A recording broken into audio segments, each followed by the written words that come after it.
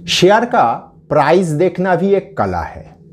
मतलब हम लोग प्राइस देख के जो शेयर सस्ता है या महंगा है ये जो समझने का चेष्टा करते हैं, ये भी एक कला है, हर किसी को नहीं आता।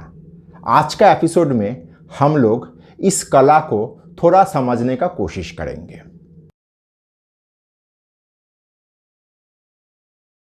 नमस्कार, मैं विपुल और अर्थशास्त्र में आप सबका स्वागत है।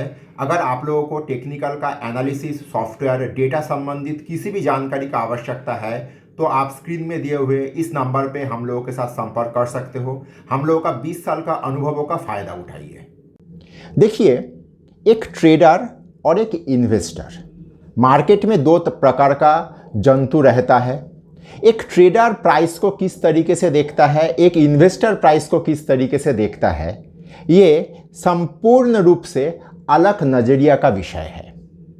देखिए, एक ट्रेडर प्राइस देखता है, मतलब सिर्फ प्राइस ही देखता है। उसके लिए वो प्राइस एक ऐसा जगह है, उस जगह पे वो ट्रेड ले सकता है या नहीं, यही देखना उसका मूल विषय है। उसको उसके आगे का सपोर्ट, नीचे का रेजिस्टेंस, ये सारा चीज़ को देखना, ये सारा बिंदु को देखना ही उसका एकमात्र फोकस एरिया रहता है। प्राइस मतलब उसके लिए सिर्फ एक प्राइस है। हाँ, वो प्राइस को छोड़ के भी बहुत कुछ देखता है अगर वो डेरिवेटिव मार्केट में काम करता है तो, जैसे पुट कॉल रेशियो हुआ, जैसे ऑप्शन चेन हुआ, ये सारा चीज़ उसको देखना आवश्यक है। लेकिन जब एक इन्वेस्टर शेयर का प्राइस देखता है तो उसको कैसे देखना चाहिए, या हम लोग क्या सच में प्राइस देख सकते हैं, यह है मूल प्रश्न। क्योंकि मार्केट में भले ही हर कोई ट्रेडर ना हो, लेकिन इन्वेस्टर तो कमोबेश हर कोई है। तो प्राइस को कैसे देखना चाहिए, कैसे देखा जाना चाहिए, इसको थोड़ा एक काम करते हैं, एक उदाहरण के साथ समझने का कोशिश करते हैं। मान के चलते हैं 3 शेयर है। अच्छा, जो शेयर का मैं नाम लूंगा ये मेरे तरफ से कोई रिकमेंडेशन नहीं है। 3 शेयर है। एक द्वारकेश शुगर, प्राइस कुछ 99 रुपया। दूसरा हुआ आपका अवध शुगर, प्राइस 520 रुपया। और तीसरा हुआ उत्तम शुगर, जिसका प्राइस है कुछ 250 रुपया। ये 3 शेयर अगर मैं सामने रखूं तो इसका प्राइस को अगर किसी से पूछूं कि इसमें कौन सस्ता है कौन महंगा है, तो बेरोक झोंक 10 में से 6 जन कह देगा भाई द्वारकेश शुगर तो सस्ता है क्योंकि उसका प्राइस है 99 रुपया। और सबसे महंगा शेयर जो है वो है अवध शुगर, क्योंकि उसका प्राइस है 520 रुपया। लेकिन गलती यहाँ पे ही हम लोगों से होता है। अगर मैं इसको थोड़ा और, जैसे प्याज का परत दर परत खोलने से भीतर पहुंचा जा सकता है, इसका एक परत हटाता हूं।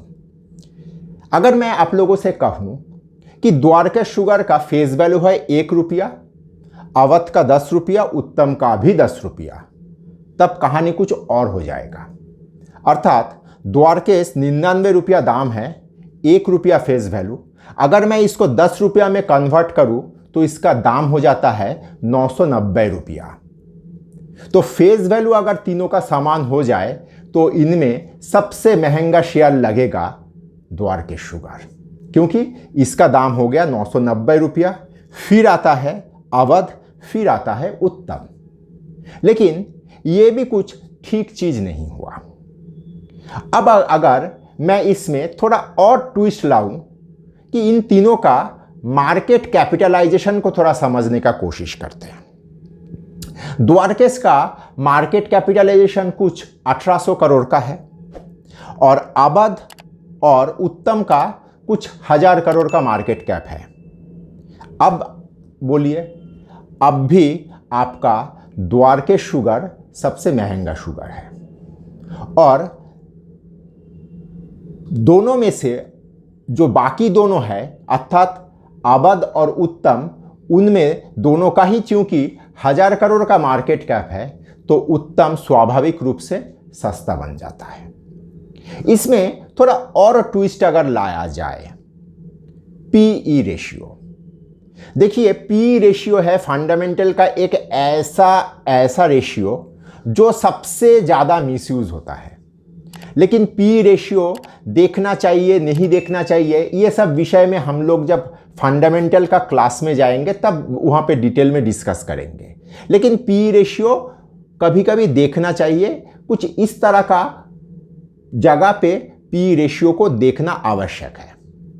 अगर मैं द्वारकेश शुगर का पी रेशियो देखूं तो वो आता है कुछ 10.5, आपका अवध का आता है कुछ 7.8 और उत्तम का आता है 6.4।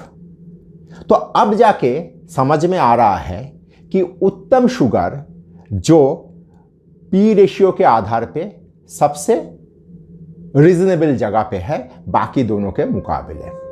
अगर वीडियो आप यहाँ तक देख चुके हो तो कृपया लाइक और सब्सक्राइब करिए और दोस्तों के साथ शेयर करिए, क्योंकि खुशियाँ और ज्ञान बांटने से बढ़ता है।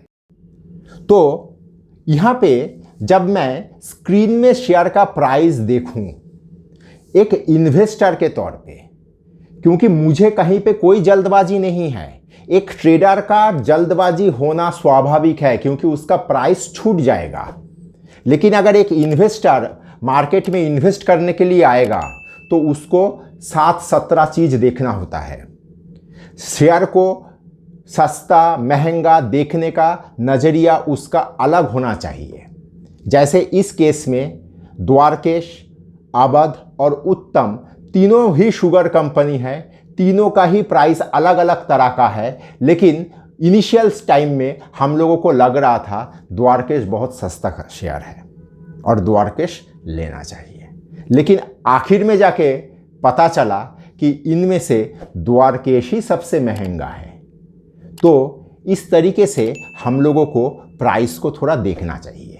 इसीलिए मैं कहा प्राइस देखना एक कला है, इस कला का थोड़ा प्रैक्टिस करिए, अच्छा रहेगा।